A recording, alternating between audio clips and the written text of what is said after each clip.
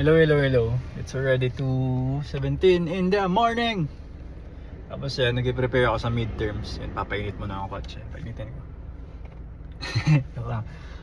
So ano ba ang pag-uusapan natin ngayon? So basically, I'm preparing for my midterms. Yung gumawa ako ng reviewer. Though di pa tapos. Pero maganda kasi nai-review ako habang ginagawa ko siya. Another is that,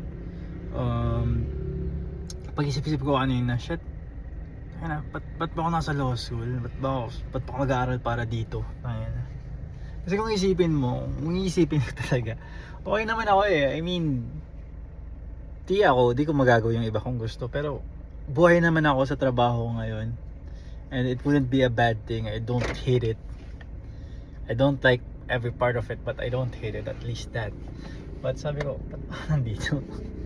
Pwede naman ako mag-settle na dun sa trabaho ko ngayon. Pero sabi ko sa sarili ko, hindi eh. Parang feeling ko pag nag-give up ako, is that there will be part of me na palaging iniisip na, shit, paano ako nag-try ako? Paano ako nag-effort ako?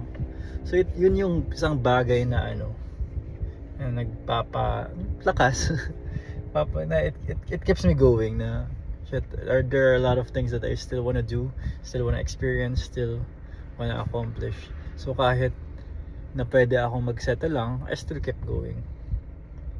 So yun naman lang. So sana talaga mag-work tong ginagawa ko sa buhay ko. Kasi kaya ang daming oras na ginugugol na pwede kong i-video game, na pwede kong ibasa ng novels. Pwede ang dami. Ang dami pwedeng gawin. Pwede kong i-travel.